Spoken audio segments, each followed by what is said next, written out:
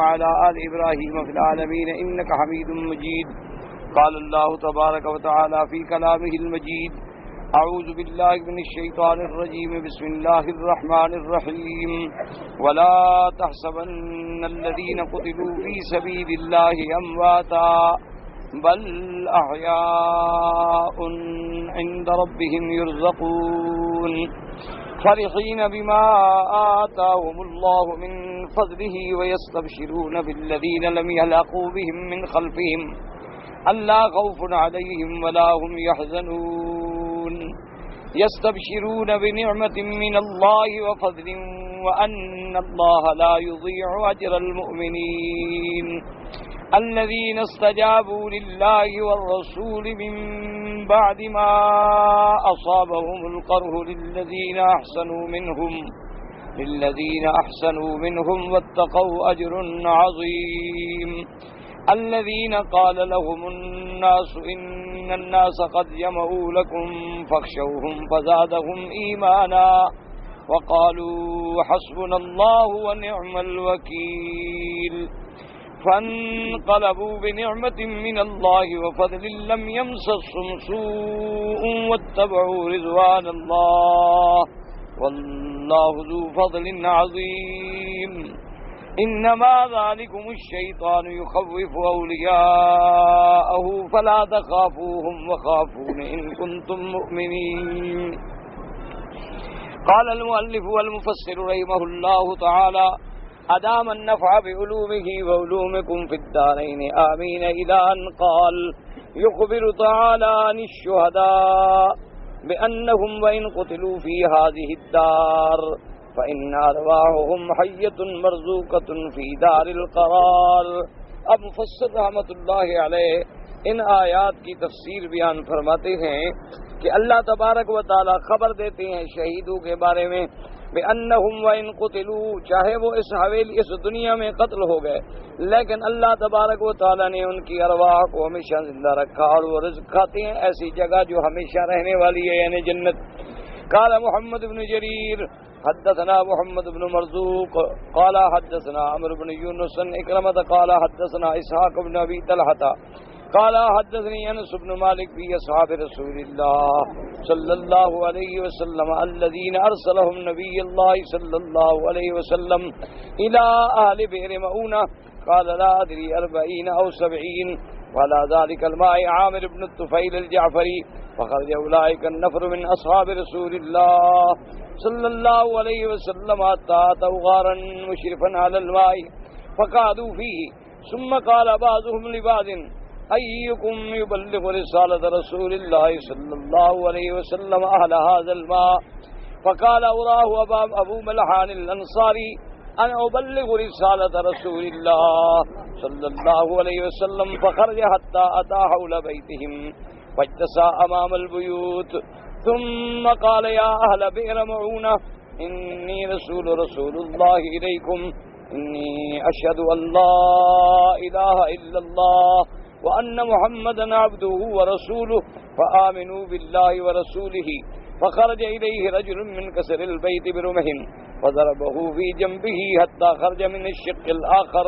فقال الله أكبر قلت ورب الكعبة واتبعوا أثره حتى أتوا صاحبه في الغار فقتلهم أجمعين عامر بن الطفيل إلى آخره. اب مفسر رحمۃ اللہ علیہ فرماتے ہیں کہ محمد بن جریر رحمۃ اللہ علیہ نے اس سند سے روایت نقل کی ہے انس بن مالک فی اصحاب رسول اللہ صلی اللہ علیہ وسلم، یہ بھی ان صحابہ میں ہیں جن کو حضور پاک صلی اللہ علیہ وسلم نے بئر مؤونہ کی طرف بھیجا تھا. فرماتے ہیں یہ البتہ مجھے یاد نہیں کہ وہ 40 تھے یا 70 تھے.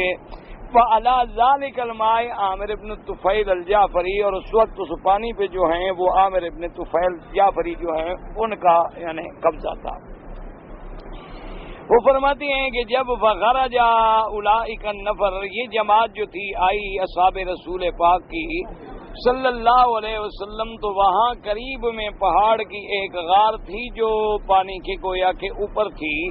اس میں پہنچے، اس غار میں آ کے بیٹھ گئے۔ اب انہوں نے کہا کہ بھی کون ہے جو جا کر ان کو حضور پاک صلی اللہ علیہ وسلم کی طرف سے اہل بیر معونہ والوں کو دعوت دے ایمان کی؟ تو کہتی ہیں کہ شاید ابو ملحان الانصاری نے کہا کہ میں حضور کی دعوت پہنچاتا ہوں۔ وہ آئے اور ان کے گھر کے قریب جا کے کھڑے ہوئے اور اس کے بعد انہوں نے دعوت دی کہ اے اہل بیر معونہ، مجھے اللہ کے نبی نے بھیجا ہے، حضور محمد مصطفیٰ صلی اللہ علیہ وسلم نے تمہاری طرف، اور سب سے پہلے تو میں خود یہ گواہی دیتا ہوں کہ اللہ الہ الا اللہ، کوئی معبود برحق نہیں مگر اللہ، وان محمد عبدہ ورسولہ، اور حضرت محمد مصطفیٰ صلی اللہ علیہ وسلم اللہ کے بندے اور اللہ کے رسول ہیں۔ فآمنوا باللہ ورسولہ، تم بھی اللہ پر اور اللہ کے رسول پر ایمان لے آؤ۔ فخرج الیہ رجل، لیکن ان کے مکانوں میں سے، مکان کے پیچھے سے ایک آدمی نکلا اور وہ نیزہ لے کے آیا، فضربہ فی جنبہ، اس نے آ کے ان کی طرف میں جو نیزہ مارا تو دوسری طرف نیزہ نکل گیا، اور جب وہ نیزہ انہیں لگا تو انہوں نے کہا اللہ اکبر فزت ورب الکعبہ، کہ مجھے اللہ کی قسم ہے کہ میں کامیاب ہو گیا، کہ میں نے تو شہادت حاصل کر لی نا اللہ کے راستے میں۔ اس کے بعد وہ اس کے قدموں پہ چلتے چلتے چلتے کہ غار پہ پہنچ گئے، اور جب غار پہ پہنچے تو جتنے وہاں صحابہ تھے ان سب کو شہید کر دیا گیا۔ وقال ابن اسحاق حدثني انس بن مالك ان الله انزل فيهم قرانا بلغوا عنا قومنا انا قد لقينا ربنا فرضي عنا ورضينا عنه ثم نسخت ورفعت بعدما قرأناها زمانا وانزل الله تعالى ولا تحسبن الذين قتلوا في سبيل الله امواتا بل احياء عند ربهم يرزقون۔ اب مفسر فرماتے ہیں کہ انس بن مالک کہتے ہیں کہ اللہ تبارک و تعالی نے قرآن مقدس کی یہ آیت مبارک نازل کی کہ جب وہ شہید ہو گئے، اللہ کے راستے میں قربان ہو گئے، تو اللہ نے قرآن کی یہ آیت نازل کی جن میں ان کی طرف سے خبر دی گئی تھی، بلغوا انا قومنا، ہماری قوم کو یہ خبر پہنچا دی جائے، انا قد لقینا ربنا، کہ ہم اپنے پروردگار کو ملے اس حالت میں کہ وہ ہم سے راضی، ہم ان سے راضی۔ حضرت انس بن مالک فرماتے ہیں ثم نسخت، اس کے بعد یہ آیت جو ہے قراءتن بھی منسوخ ہو گئی، اور اس کے بعد اللہ نے اس آیت کو اٹھا لیا، کافی عرصہ ہم پڑھتے رہے، لیکن بعد میں یہ آیت منسوخ تلاوت ہو گئی، پھر اللہ نے یہ آیت نازل فرمائی وَلَا تَحْسَبَنَّ الَّذِينَ قُتِلُوا فِي سَبِيلِ اللَّهِ أَمْوَاتًا بَلْ أَحْيَاءٌ عِندَ رَبِّهِمْ يُرْزَقُونَ۔ وقد قال مسلم في صحيحه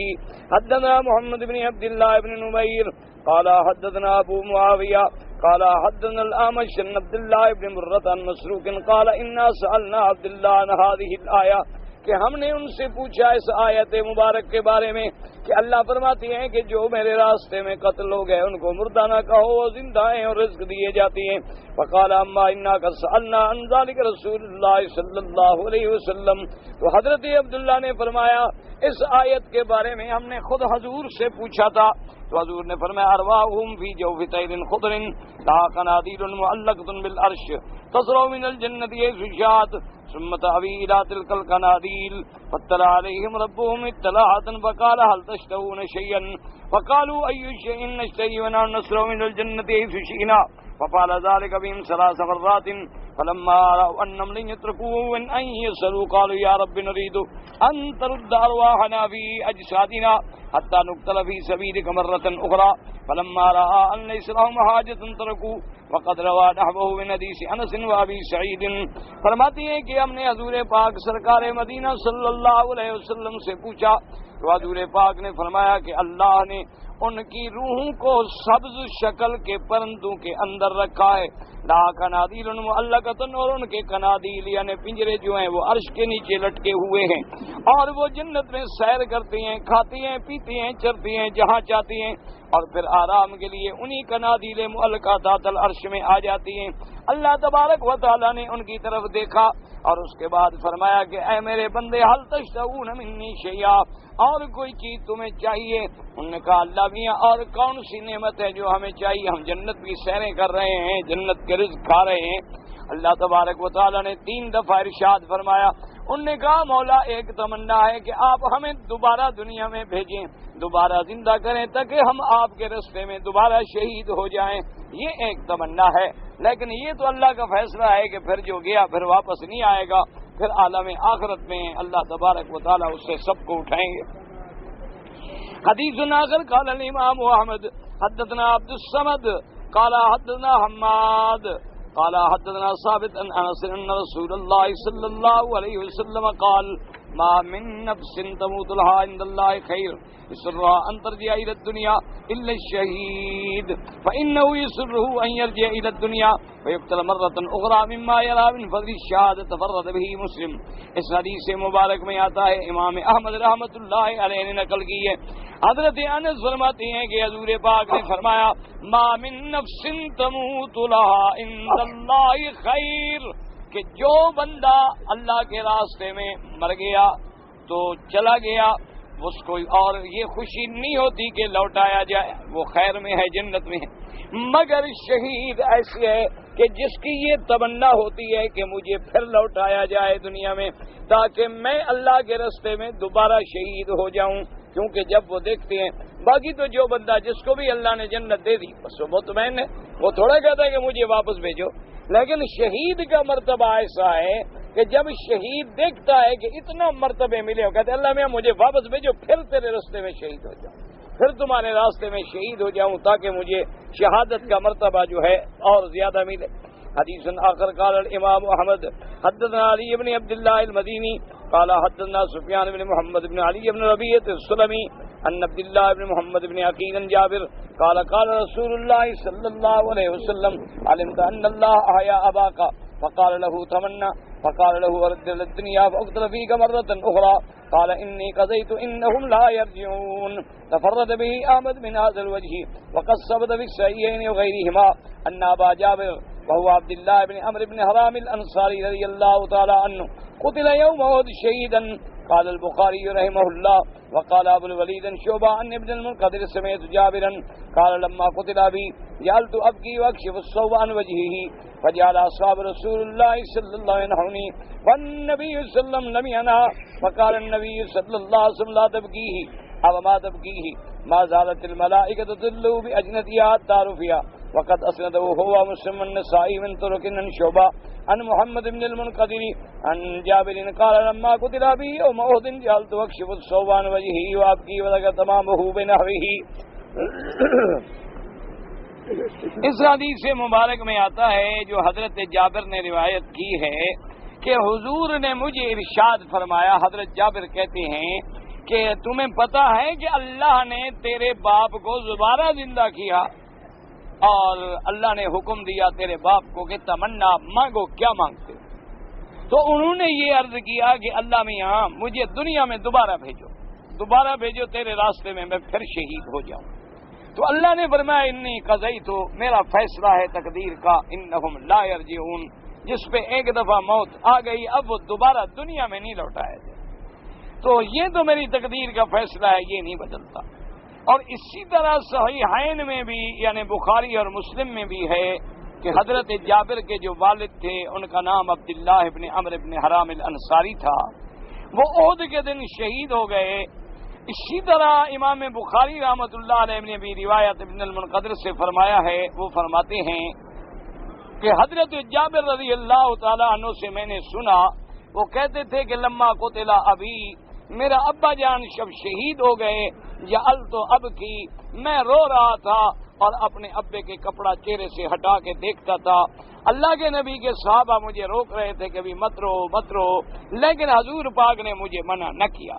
اس کے بعد حضور پاک صلی اللہ علیہ وسلم نے بھی فرمایا کہ لا تبکیے، کیوں نہ رو، یا یوں ہے کہ اما ما تبکیے، بھی کیوں رو رہے ہو اللہ کے بندے، تمہیں پتہ نہیں ہے کہ تیرے ابے کا تو یہ مقام ہے، اللہ کے فرشتے اپنے پروں کا سایہ کر کے کھڑے رہے حتیٰ کہ لے کے ان کو چلے گئے۔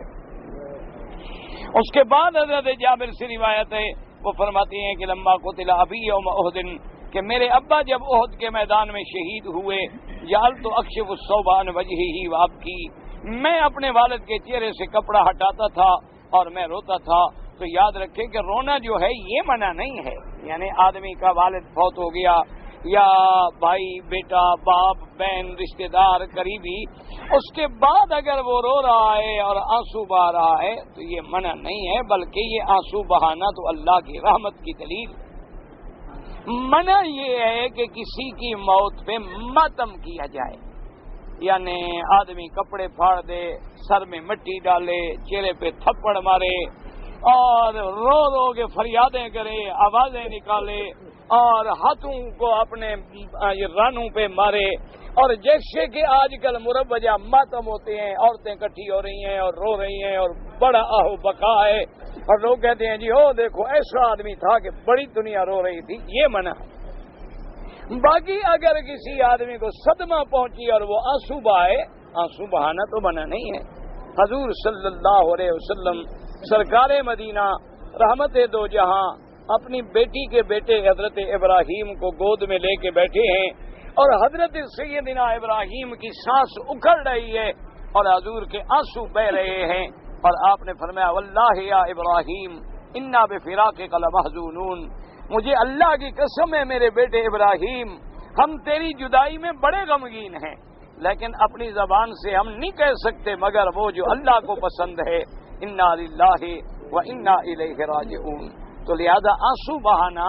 یا رونا جو ہے یہ منع نہیں ہے۔ حضرت جابر کے روتے رہے، اسی طرح سیدہ فاطمہ الزہرا رضی اللہ تعالی عنہا حضور کی وفات پہ روتی رہیں، اسی طرح سیدہ عائشہ صدیقہ رضی اللہ تعالی عنہا کا رونا ہے، اور بھی اصحاب رسول پاک سے یہ بات ثابت ہے۔ تو رونا اور آنسو بہانا، لیکن آواز بھی نہ نکالیں اور ماتم بھی نہ کرے اور واویلا بھی نہ کرے، اور یہ نہیں کہ جیسے ہمارے ہاں رواج ہیں کہ بھئی کپڑے پھاڑتے ہیں اور مٹیاں ڈالتے ہیں اور ایسے ایسے کلمات کہتے ہیں، اللہ معاف کرے، جو آدمی کو کافر بنا دیتے ہیں، ایسے ایسے کلمات کہ ہائے اگر مجھے پتا ہوتا تو میں تقدیر کا قلم توڑ دیتا، اور پتہ نہیں اللہ میاں نے کیوں اس کو مار دیا، کیا بگاڑا تھا خدا کا۔ یہ کفر ہے، یہ کلمات کفریہ کلمات ہیں۔ اللہ جس کو زندگی دیتے ہیں حکمتیں ہیں، موت دیتے ہیں حکمتیں ہیں۔ ہم تو جاہل ہیں، ہمیں پتہ نہیں ہوتا، مر گیا ہمیں تکلیف ہوتی ہے، لازمی بات ہے کہ ہم انسان ہیں، ہمیں تو تکلیف ہوگی، لیکن اللہ کے علم میں اس کی موت ہی بہتر ہو، اس کا مر جانا ہی زیادہ بہتر ہوتا ہے، اللہ پاک جانتے ہیں۔ اس لیے ہمیں صرف اتنی حکم ہے کہ اگر کسی کو مصیبت آئے تو وہ فوراً کہے انا للہ و انا الیہ راجعون، اور اگر آنسو بہا رہا ہے کوئی بات نہیں ہے، تو اللہ کی رحمت کی دلیل ہے۔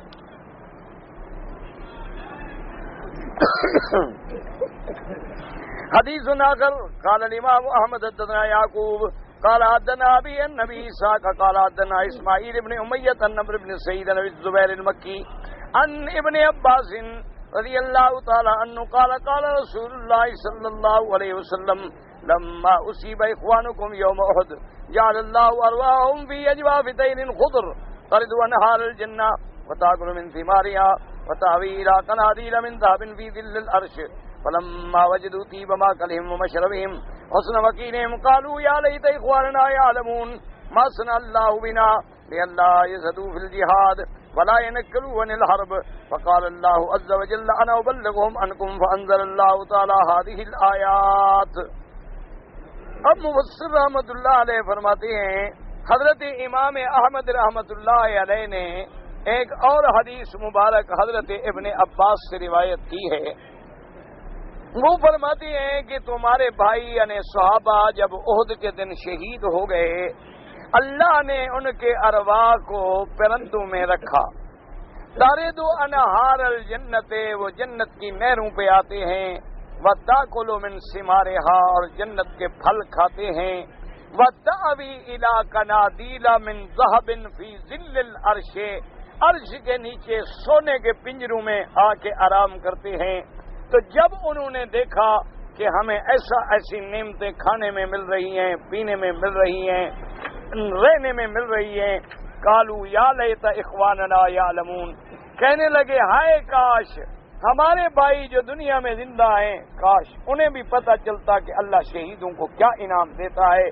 تاکہ وہ بھی دنیا میں زیادہ رغبت نہ کرتے اور جہاد سے بزدلی نہ دکھاتے، بلکہ اللہ کے راستے میں شہید ہو جاتے۔ اللہ نے فرمایا میرے بندو تمہاری یہ تمنا، تمہاری یہ خواہش جو ہے تمہارے بھائیوں کو میں پہنچا دیتا ہوں۔ تو اللہ پاک نے پھر قرآن میں یہ آیت نازل فرمائی، وَلَا تَحْسَبَنَّ الَّذِينَ قُتِلُوا فِي سَبِيلِ اللَّهِ أَمْوَاتًا بَلْ أَحْيَاءٌ عِندَ رَبِّهِمْ يُرْزَقُونَ وَمَا بَعْدَهَا وَهَكَذَا رواه أحمد ورواه ابن جرير عن يونس بن وهب عن إسماعيل بن عياش عن محمد بن إسحاق به ورواه أبو داود والحاكم في مستدركه من حديث عبد الله بن إدريس عن محمد بن إسحاق به ورواه أبو داود والحاكم من إسماعيل بن أمية عن أبي الزبير عن سعيد بن جبير عن ابن عباس رضي الله عنهما فذكره وهذا أثبت وكذا رواه سفيان الثوري عن سالم الأفدس عن سعيد بن جبير عن ابن عباس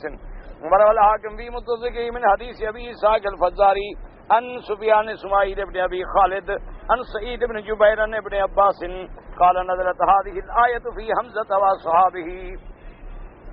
انہوں نے بھی یہ روایت کی ہے کہ یہ آیت جو ہے سیدنا حمزہ اور ان کے ساتھی جو شہید ہوئے ان کے بارے میں نازل ہوئی۔ وَلَا تَحْسَبَنَّ الَّذِينَ قُتِلُوا فِي سَبِيلِ اللَّهِ أَمْوَاتًا بَلْ أَحْيَاءٌ عِندَ رَبِّهِمْ يُرْزَقُونَ ثُمَّ قَالَ صَحِيحٌ عَلَى شَرْطِ الشَّيْخَيْنِ فَلَمْ يُخَرَّجَا وَكَذَلِكَ قَالَ قَتَادَةُ وَالرَّبِيعُ الضَّحَّاكُ أَنَّهَا نَزَلَتْ فِي قَتْلَى أُحُدٍ۔ انہوں نے بھی یہی روایت فرمائی کہ یہ آیت جو ہے شہداء احد کے بارے میں نازل ہوئی ہے۔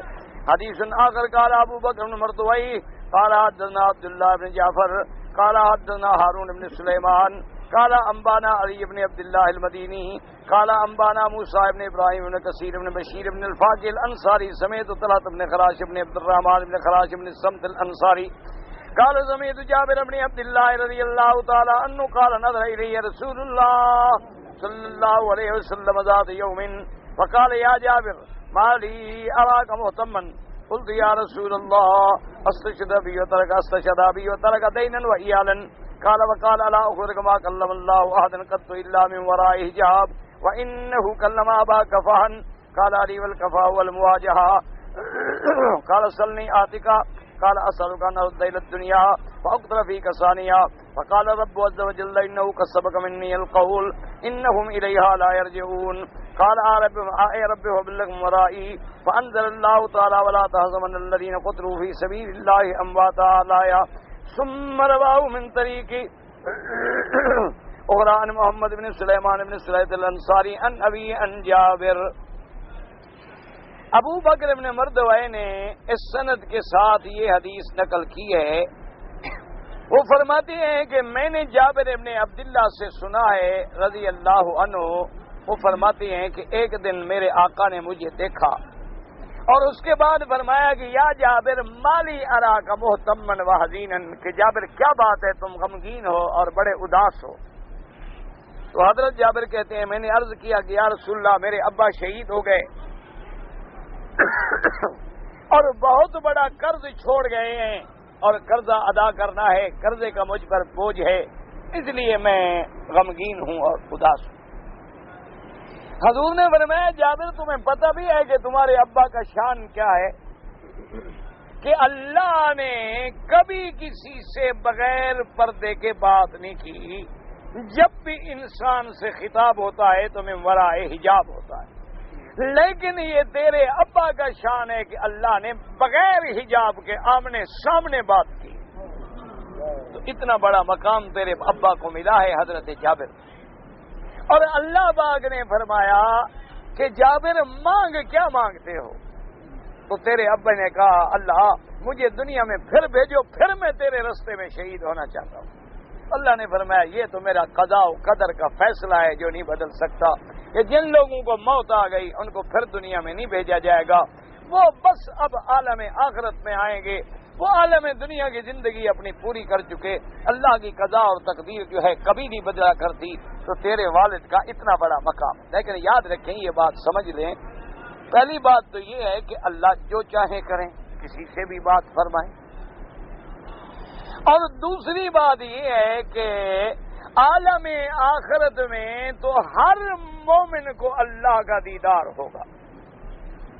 ہر وہ بندہ جو ایمان پہ موت آئی ہے، ایمان پہ مر گیا، ایمان پہ مرے گا، اس کو قیامت والے دن اللہ اپنا دیدار کرائے،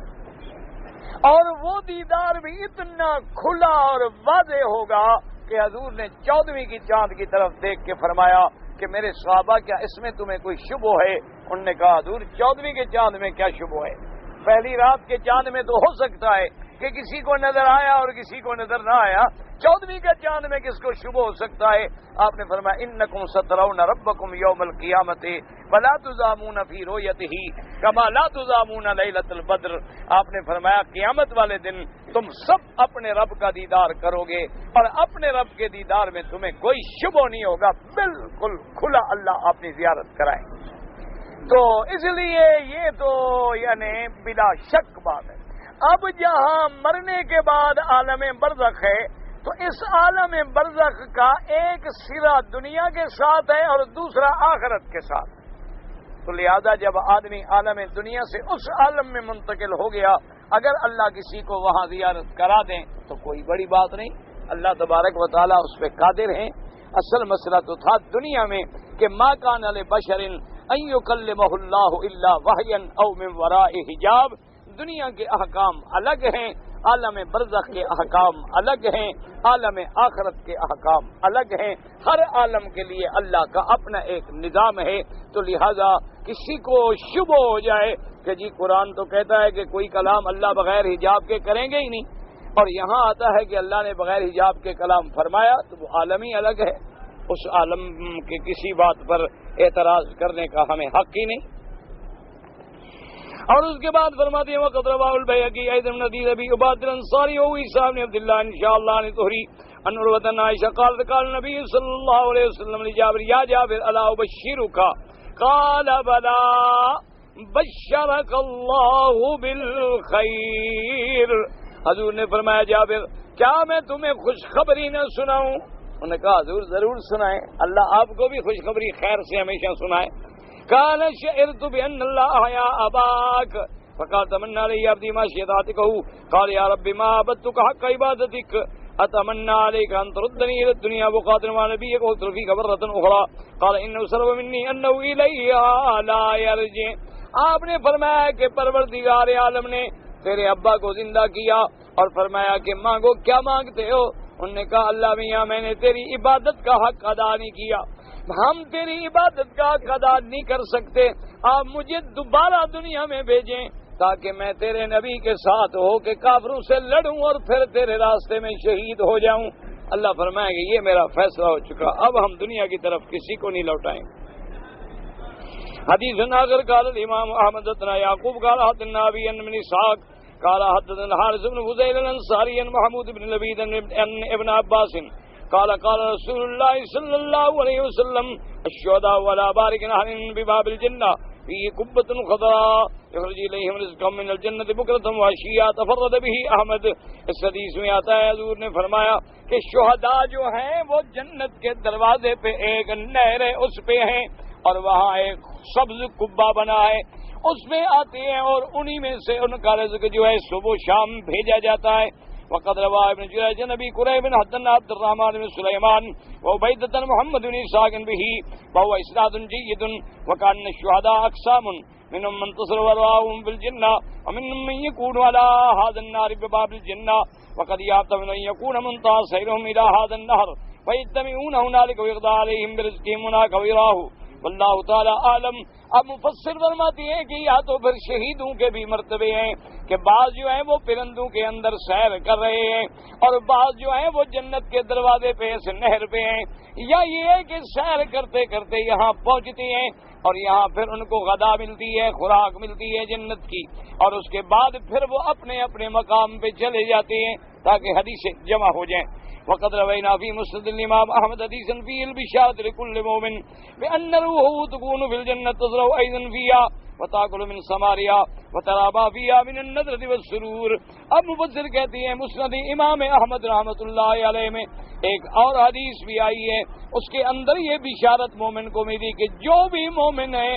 جن کا موت ایمان پہ آ گئی اللہ ان کے روحوں کو بھی جنت میں بھیجتی ہیں، وہ بھی سیر کرتی ہیں، وہ بھی جنت کے پھلوں سے فائدہ اٹھاتی ہیں، ان کو بھی سرور اور عزت اور لذت حاصل ہوتی ہے۔ معاذ اللہ علیہ من الکرامتی وهو بإسناد صحیح عزیز عظیم اجتمع فيه ثلاثة من الأئمة الأربعة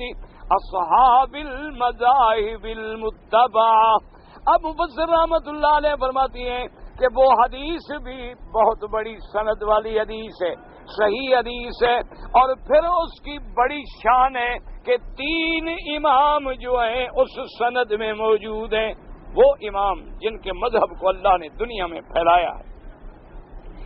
فإن الإمام أحمد رحمه الله تعالى رواه عن محمد بن إدريس الشافعي رحمه الله عن مالك بن أنس الأصبحي رحمه الله عن الزهري عبد الرحمن بن كعب بن مالك النبي رضي الله تعالى عنه۔ تو اس حدیث کو روایت کیا امام احمد نے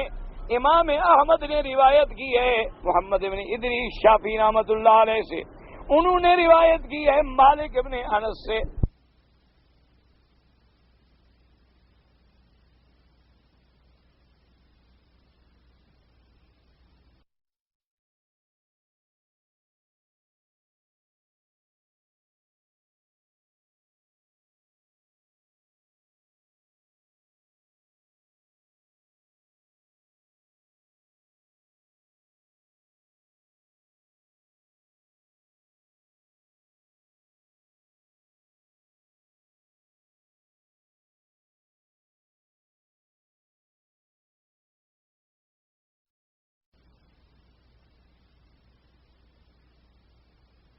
سند میں آئیں تو سند کا کتنا بڑا شان ہوگا۔ فرماتے ہیں نبی رضی اللہ تعالی عنہ قال قال رسول اللہ صلی اللہ علیہ وسلم نسمت المؤمن طائر يعلق في شجر الجنة حتى يرجع الله الى جسده يوم يبعث، کہ اللہ نے فرمایا مومن کی روح جو ہے وہ ایک پرندے کی شکل میں ہے جو جنت کے اندر ہے، پھر جب تک اس کو اللہ لوٹائیں گے اس کے بدن میں، جب وہ قیامت کے دن اٹھیں گے يعلق في شجر الجنة بمعنى يأكل في شجر الجنة، وفي هذا الحديث إن روح المؤمن تكون على شكل طائر في الجنة، وأما أرواح الشهداء فكما تقدم في واسطة خضر فهي كالكواكب بالنسبة إلى أرواح عموم المؤمنين فإنها تطير بأنفسها، ونسأل الله الكريم المنان أن يميتنا على الإيمان۔ اب مفسر رحمت اللہ علیہ فرماتے ہیں کہ ایک حدیث اور وہ بھی صحیح ہے کہ جس میں یہ موجود ہے کہ ہر مومن کی روح جو ہے وہ جنت میں سیر کرے گی، تو مفسر رحمت اللہ علیہ فرماتے ہیں کہ دونوں حدیثوں میں ایک بہت بڑا فرق ہے۔ مومن کی روح کو تو اللہ پرندے کی شکل دے دیں گے کہ اڑو اور چلو اور پھرو اور کھاؤ، لیکن شہداء کی روح جو ہے ان کو سبز پرندوں کے اندر رکھیں گے، وہ پرندے لے کے ان کو اڑیں گے۔ ایک ہے آدمی کا خود اڑنا، ایک ہے سواری پہ بیٹھ کے اڑنا، تو دونوں کے مقام میں تو آسمان زمین کا فرق ہے۔ تو شہداء کا مرتبہ جو ہے وہ ایسا بلند ہوگا، اللہ تبارک و تعالیٰ ان کو سبز رنگ کے پرندوں میں رکھیں گے اور وہ سیر کریں گے اور اللہ کی نعمتیں کھائیں گے، اور پھر جو ارواح شہداء ہیں وہ عام مومنین کی روحوں کو ایسے نظر آئیں گی بلندی پر جیسے ہم دنیا میں تاروں کو دیکھتے ہیں کہ او تارے کتنے بلند ہیں، اسی طرح شہداء کی روحیں تو بہت بلند مرتبوں میں ہوں گی، وہ تو ان کو ایسے نظر آئیں گی جیسے دنیا میں ہمیں تارے نظر آتے ہیں، یعنی اتنا فرق ہوگا عام مومن میں جس کی موت ایمان پہ آئے اور اس مومن میں جو اللہ کے راستے میں شہادت میں موت نصیب ہو۔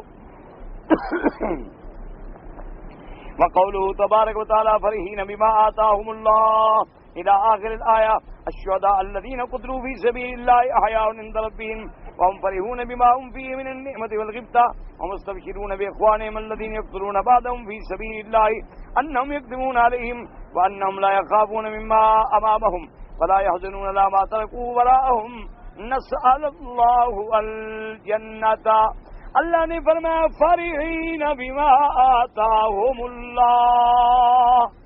شہداء خوش ہوں گے جو اللہ نے ان کو نعمتیں دی۔ کیا معنی؟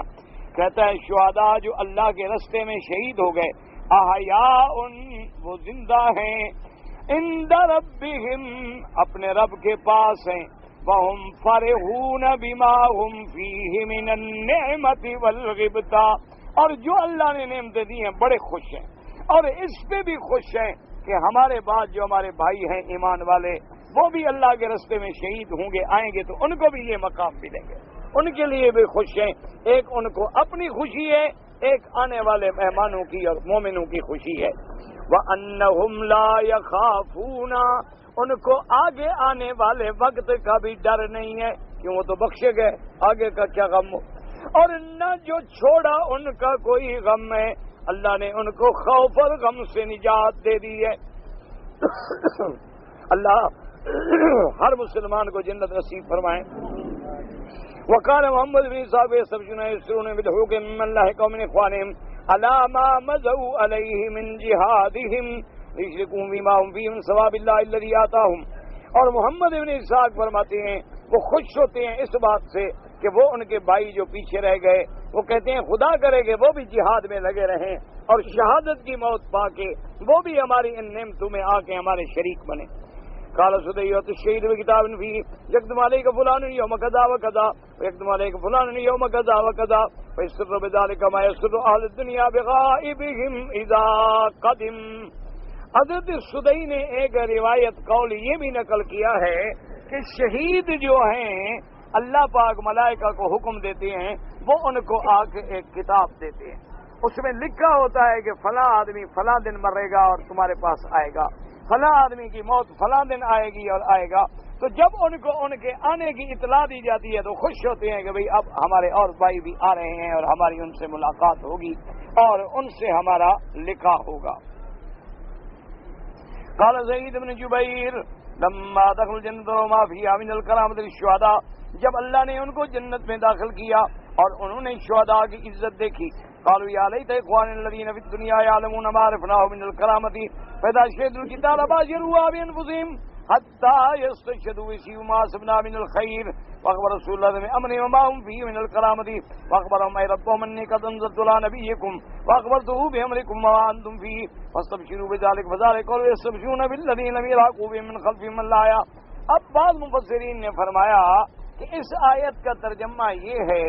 کہ شہید جب جنت میں جائیں گے اور ان کو وہاں کی نعمتیں ملیں گی تو وہ بڑے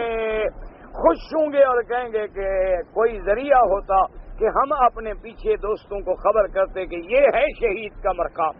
تو تم پیچھے نہ رہ جانا جہاد کے، جہاد کرو اور شہادت کی موت پہن کے آؤ۔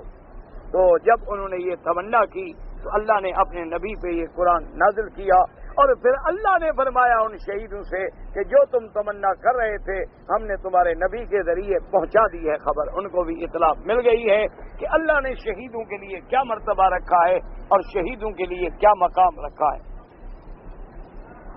اس کے بعد جناب فرماتے ہیں اخبرهم بذلك قوله تبارک و تعالی کا ثبت فی الصحیحین ان انس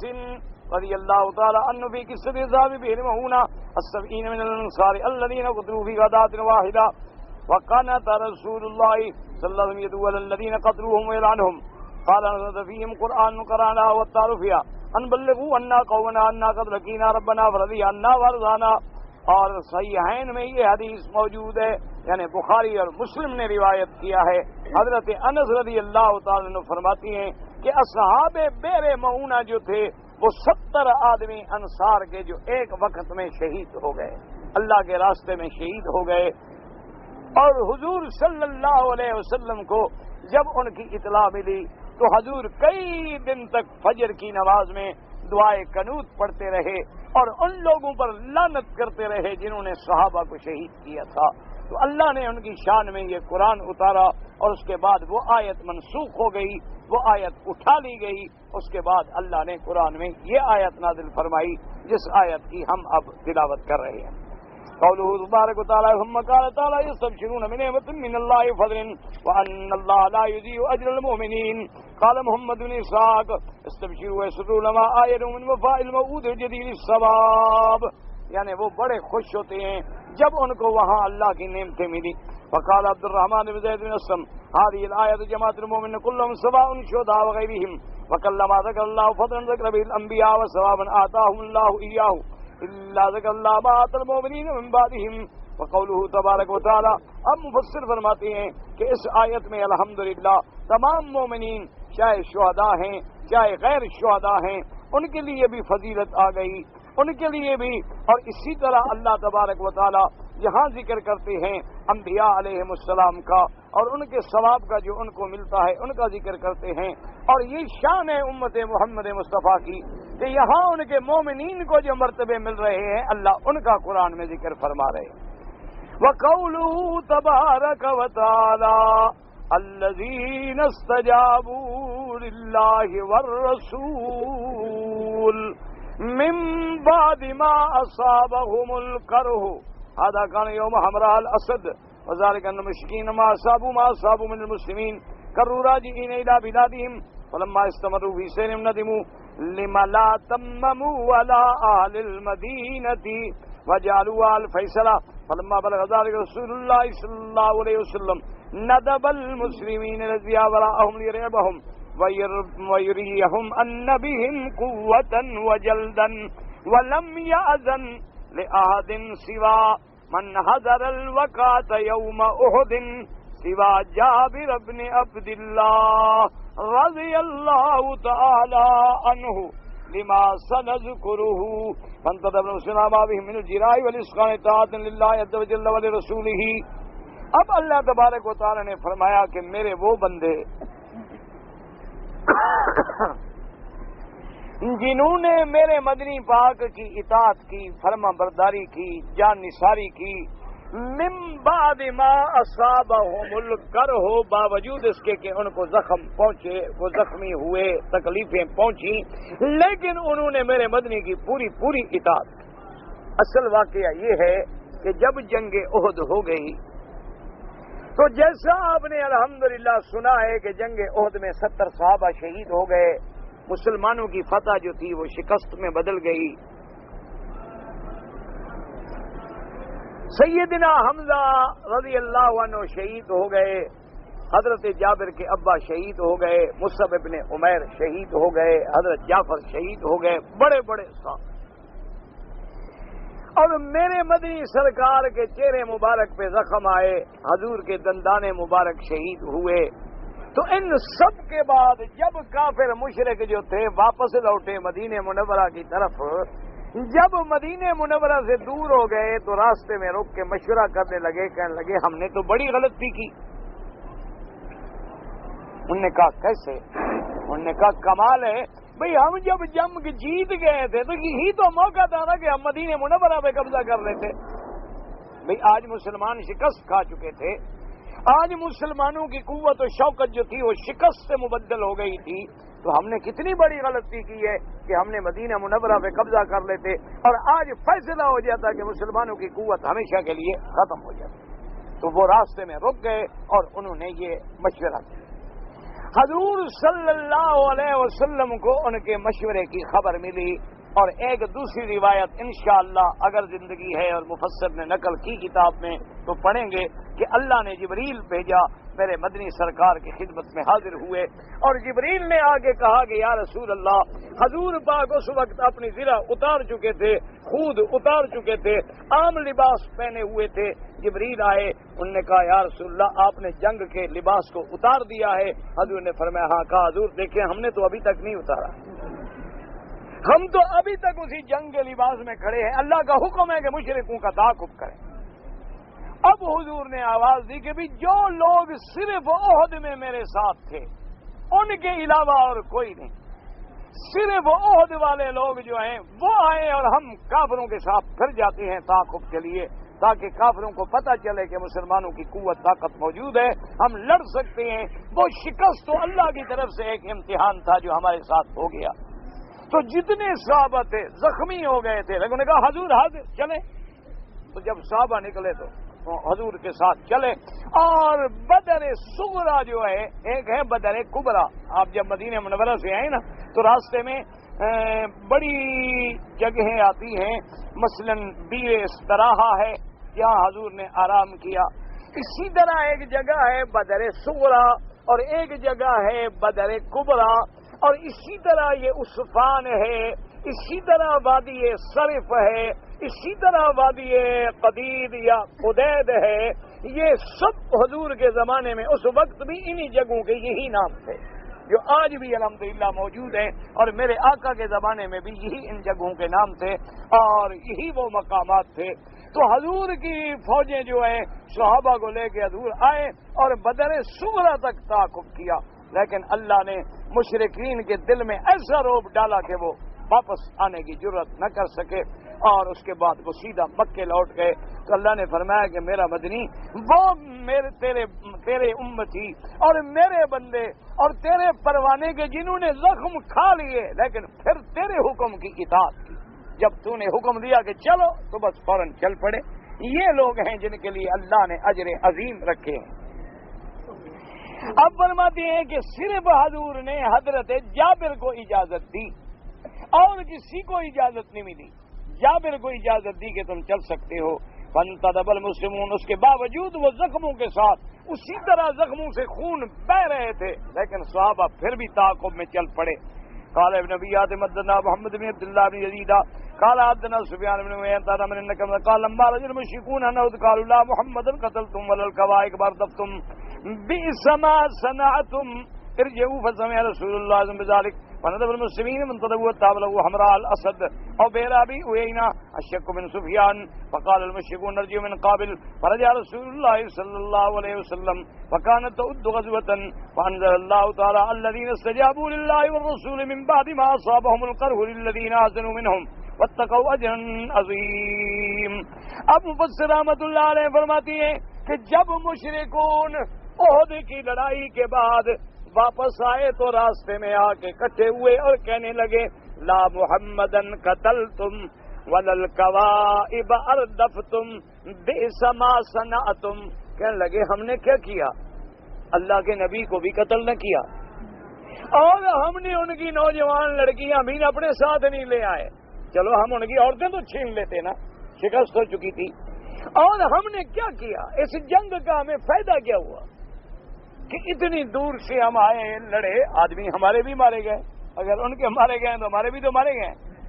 اور پھر جن کے ساتھ ہم بدلہ لینے آئے تھے اللہ کا نبی تو اسی طرح زندہ ہے، اور پھر ہم ان کی عورتیں بھی نہیں پکڑ سکے، تو ہم نے کیا کیا ہے،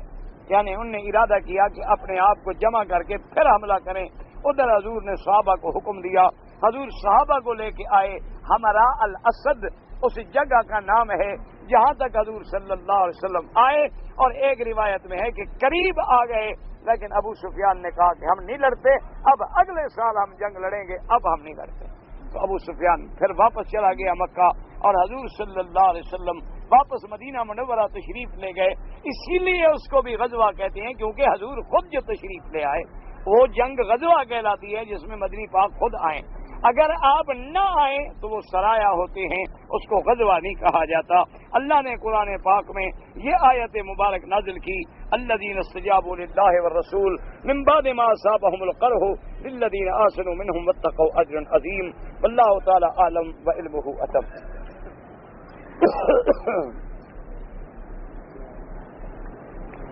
ایک آدمی نے لکھا ہے کہ میں دمام میں کام کرتا ہوں، جدے میں میرے بھائی ہیں، تو میں ان کے پاس آیا اور ایک رات میں جدے میں اپنے بھائی کے پاس رہا، اور پھر جدے سے میں نے احرام باندھ کے عمرہ کیا ہے، تو کیا مجھ پہ دم ہے؟ بالکل آپ پر دم نہیں ہے۔ یاد رکھیں کہ جب آدمی میقات کے باہر سے آ رہا ہے، یعنی دمام سے آ رہا ہے یا مدینہ منورہ سے آ رہا ہے یا پاکستان ہندوستان کسی جگہ سے آ رہا ہے، اور اس کی نیت ہے کہ میں سیدھا مکے جاؤں گا، پھر میقات سے احرام باندھنا ضروری ہے۔ اگر اس کا ارادہ یہ ہے کہ میں تو جدے جا رہا ہوں، وہاں میرے بھائی کا گھر ہے، میں اپنے بھائی کے پاس جدے میں رہوں گا، یا مثلا میں جموم جا رہا ہوں وہاں رہوں گا، یا مثلا میں مدینہ منورہ جا رہا ہوں، ان کے لیے احرام باندھنے کی ضرورت نہیں ہوتی۔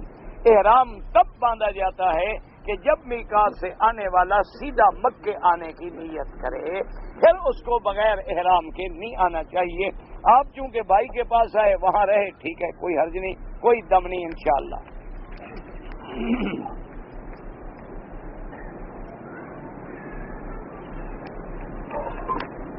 کہتے ہیں جی کہ اگر عورت کے نام پہ ہم کوئی گاڑی خریدیں یا دکان پر عورت کے نام کا دکان ہے اسی کا بورڈ لگ جائے، کوئی ایسی بات نہیں، عورت بھی تو ملکیت کا حق رکھتی ہے، اس کے نام پہ جائیداد خرید سکتے ہیں، اس کے نام پہ مکان بنا سکتے ہیں، گاڑی لے سکتے ہیں، ہر چیز کر سکتے ہیں، اللہ نے عورت کو بھی تو حق دیا ہے۔ وہ تو صرف یہ مسئلہ ہوتا ہے کہ عورت کے نام کو زیادہ عام نہ کیا جائے تاکہ کوئی غلط آدمی فائدہ نہ اٹھائے، وہ علیحدہ بات ہے، یہ علیحدہ بات۔ اگر ایک عورت ہے، بڑے بڑے آپ نے دیکھا نہیں کہ سب سے پہلی جو تجارت کی ہے میرے آقا نے سرکار مدینہ اللہ کے کروڑوں صلاۃ و سلام ہوں، تو بی بی خدیجہ کے پیسوں سے تو آپ نے تجارت کی ہے۔ تو اگر عورت کی تجارت کرنا حرام ہوتا تو اللہ کے نبی تو کبھی تجارت نہ کرتے۔ بی بی خدیجہ کو جب پتہ چلا حضور کا عین عنفوان شباب تھا، اور سیدہ خدیجۃ الکبریٰ رضی اللہ تعالی عنہا اللہ کے کروڑوں صلاۃ و سلام بی بی خدیجہ پہ محسنہ اسلام ہے اور محسنہ محمد مصطفیٰ ہے،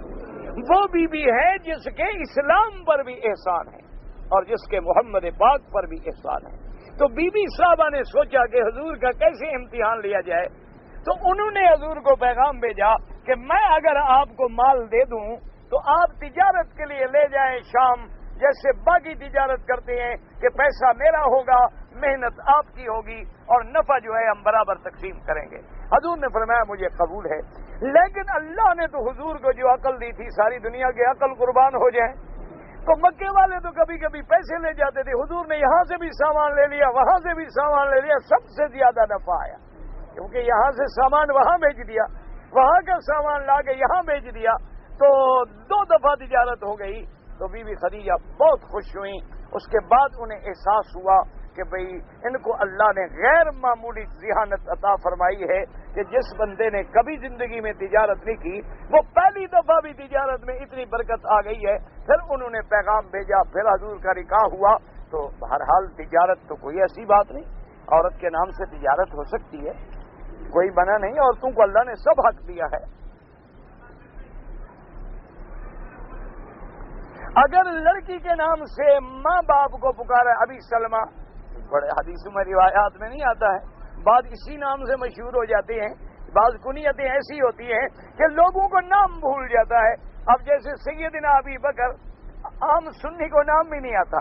کیونکہ آپ کی کنیت اتنی مشہور ہو گئی کہ نام کسی نے یاد ہی نہیں رکھا، یا آپ کی کنیت مشہور ہوئی یا لقب مشہور ہوا۔ سیدنا ابی بکر اور الصدیق، حالانکہ صدیق لقب ہے، ابی بکر کنیت ہے۔ اچھا، اسی طرح ابی ہریرہ جو ہے کنیت ہے، ابی ہریرہ کوئی نام تو نہیں تھا نا۔ ابی سلمہ، اسی طرح بہت بڑے صحابہ ہیں جن کو بعض اوقات ایسے لقب ملے ہیں کہ وہ لقب ایسے مشہور ہوئے کہ لوگ نام بھول گئے۔ حضرت عمر کا لقب فاروق ہو گیا، اسی طرح حضرت عثمان کا لقب ذی النورین ہو گیا، حضرت علی کا لقب جو ہے اب کنیت ابی تراب ہو گئی، اسی طرح حضرت خزیمہ ہیں جن کو حضور نے فرمایا ذی الشہادتین، اسی طرح ایک صحابی ہیں آپ نے فرمایا ذوالیدین، ان کے ہاتھ ذرا لمبے تھے تو آپ نے فرمایا ذوالیدین، ان کا نام بھی ذوالیدین پڑ گیا۔ اسی طرح ذی الشمالین، ذوالیدین، اسی طرح بڑے نام ہیں جو کنیتوں سے معروف ہو گئے ہیں، تو یا لقب سے معروف ہو گئے، کوئی بات نہیں، ایسے بھی پکارا جا سکتا ہے۔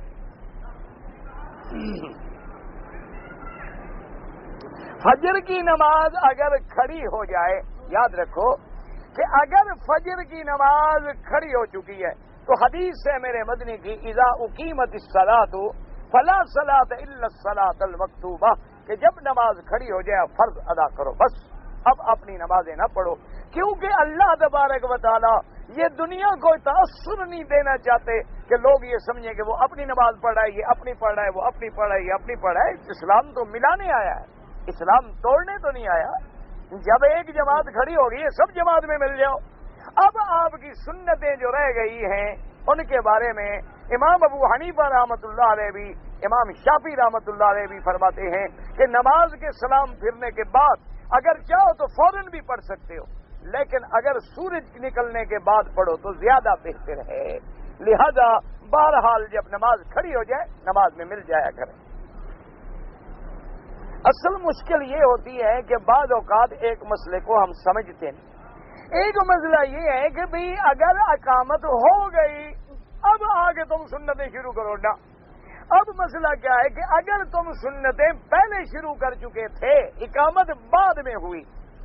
تو اس کے لیے کیا حکم ہے؟ تو بعض احمد فرماتے ہیں توڑ دے سنت اور نماز میں ملتے ہیں۔ اور بعض ائمہ فرماتی ہیں کہ لا تبطلوا اعمالکم، اپنا عمل جو شروع کر چکا ہے اس کو باطل نہ کرے، لیکن یقین ہو کہ مجھے جماعت ملے گی تو پھر وہ پڑھ کے مل سکتا ہے۔ وہ مسئلہ ہے اگر کوئی پہلے پڑھ رہا تھا، اگر نماز کھڑی ہو پھر تو سب کے نزدیک یہ مسئلہ ہے کہ سنتیں نہ پڑھیں اور جماعت میں مل جائے۔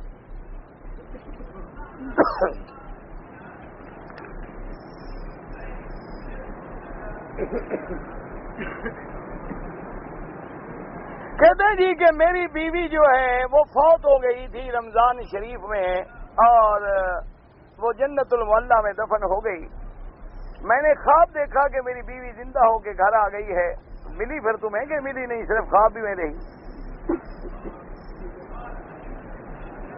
بھائی تم نے صرف خواب میں دیکھا یا پھر گھر میں واقعی آئی گئی؟ ابھی اور عورت کو تو بیوی نہیں بنا رہے ہو۔ بہرحال مقصد یہ ہے اگر ایسا خواب دیکھا جائے تو معنی یہ ہوتا ہے کہ اللہ کے ہاں اللہ پاک اس کی بخشش فرمائیں گے۔ جیسے پڑھے نا شہید زندہ ہوتے ہیں تو کسی کی زندگی دیکھنا علامت ہے اس کی اللہ کے ہاں مغفور ہو جانے کی، اللہ اس کی بخشش فرمائیں گے اور تم اس کے لیے دعا کرو مغفرت کی، اللہ تبارک و تعالیٰ اس کی مغفرت فرمائے۔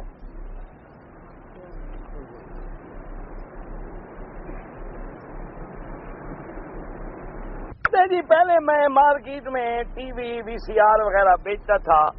پھر مجھے دوستوں نے کہا کہ یہ اچھی بات نہیں ہے، اس کاروبار کو چھوڑ دو، میں نے چھوڑ دیا الحمدللہ۔ اب کبھی کبھی دوست آ جاتے ہیں کہ تم تجربے کار ہو تو تم ہمیں جا کے اور کسی سے خرید کر کے مدد کرو، تو جب تم نے کام ہی چھوڑ دیا تو کیوں مدد کرتے ہو کسی کا؟ اس کام میں مدد کرو جو خیر کا کام ہو۔ تعاونوا علی البر والتقوی ولا تعاونوا علی الاثم والعدوان، گناہوں کے کام میں اور زیادتی کے کام میں کبھی تعاون نہ کریں۔ اور یاد رکھو یہ تو ایسا فتنہ ہے جس نے ہمارے پورے معاشرے کو تباہ کر دیا۔ دعا کرو اللہ مسلمانوں کی حفاظت فرمائے۔ اور سپیکر میں نماز پڑھنا صحیح ہے، بالکل ٹھیک ہے۔ اصل میں بات یہ ہے یاد رکھو کہ لاؤڈ سپیکر جو ہے نا، جب یہ نیا ایجاد ہوا تھا تو علماء کو اس مسئلے میں اختلاف ہو گیا کہ بھئی جب لاؤڈ سپیکر پہ آواز آتی ہے کیا اسی امام کی آواز ہے یا یہ دوسری آواز ہے؟ یہ شبہ تھا۔ بھئی اگر یہ دوسری آواز ہے تو ہم تو امام کے مقتدی ہیں، اس مشین کے مقتدی تھوڑے ہیں۔ تو یہ ایک جھگڑا لگا۔ تو اب دنیا ترقی کر گئی، تحقیقات ہوتی گئی کہ نہیں آواز تو وہی ہوتی ہے، اس کو وہ ذرا زیادہ پھیلا دیتا ہے، دور تک پہنچا دیتا ہے۔ تو بہرحال اب بھی جو بڑے محتاط اور پرہیزگار لوگ ہیں شدت سے وہ نہیں پڑھتے، وہ اپنی اسی طرح پڑھتے ہیں نماز۔ لیکن بہرحال فتویٰ اسی پہ ہے کہ لاؤڈ سپیکر پہ نماز جائز ہے، کیونکہ یہاں الحمدللہ حرمین شریفین میں دیکھ رہے ہیں اور یہاں اللہ کا شکر ہے کہ جتنے امام ہیں ہماری مسجدوں کی طرح امام نہیں ہیں، یہ سب علماء ہیں الحمدللہ، بڑے بڑے عالم، بڑے بڑے فاضل، اور پھر دارالافتاء ہے، ریاست الحرمین ہے اور حیۃ الامر ہے، اسی طرح حیا کبار العلماء ہے۔ اللہ ان سب کی حفاظت فرمائے اور دین کے کام کی اور دین کی خدمت کی زیادہ سے زیادہ انہیں توفیق دیں۔ تو اگر یہ چیز خلاف شریعت ہو تو فوراً منع کر دیں، تو لاکھوں آدمیوں کی نماز کا مسئلہ ہے۔ کھانا کھانے کے وقت پانی شروع میں پینا افضل ہے یا دوران میں یا آخر میں؟ کوئی منع نہیں، اول پیو، آخر پیو، درمیان میں پیو، کوئی حرج نہیں۔ البتہ کوئی ڈاکٹر کہے کہ پہلے پیو تو پیٹ نہیں بڑھتا، یہ علیحدہ مسئلہ ہے، شریعت میں کوئی منع نہیں، سمجھ آ گئی بات۔ البتہ ڈاکٹر اور حکیم کہتے ہیں کہ پہلے پانی پی لو، کھانے کے درمیان میں بھی نہ پیو، کھانے کے فوراً بعد بھی نہ پیو، تو اس سے پیٹ نہیں بڑھتا اور معدے میں زیادہ بوجھ نہیں بنتا، اور پانی پینے سے کچھ پیٹ بھر جاتا ہے تو آدمی ذرا بلا بھی گھٹ کھاتا ہے۔ ایسے اگر 2 کلو اس نے کھانا ہو تو کم سے کم آدھا کلو تو بچ جائے گا نا، پانی نے کوئی جگہ روک لی۔ تو اس وجہ سے بہرحال یہ حکیموں ڈاکٹروں کے مسئلے تو ہیں، شریعت میں کوئی منع نہیں، پہلے پئیں، درمیان میں پئیں، بعد میں پئیں، جب پیاس لگے پئیں، نہ پئیں تو نہ پئیں۔ لیکن ایک شریعت نے سکھلایا ہے کہ جب کھانا کھاؤ ایک حصہ کھانے کے لیے، ایک حصہ پینے کے لیے، ایک حصہ سانس کے لیے، تو 3 حصوں میں تقسیم کر دو۔ یہ نہ ہو کہ سارا بند ہو جائے تو سانس ہی نہ نکلے، کھاتے کھاتے ہی شہید ہو جائے۔ اللہم صلی علی سیدنا محمد وعلی آل سیدنا محمد وبارک وسلم۔ یا اللہ یا رحمان یا رحیم یا حی یا قیوم یا ذی الجلال والاکرام، یا الہنا الہ کل شیء الہا واحدا لا الہ الا انت اللهم اللہ اکبر ربنا آتنا فی الدنیا حسنۃ وفی الآخرۃ حسنۃ وقنا عذاب النار صلی اللہ علیہ وسلم.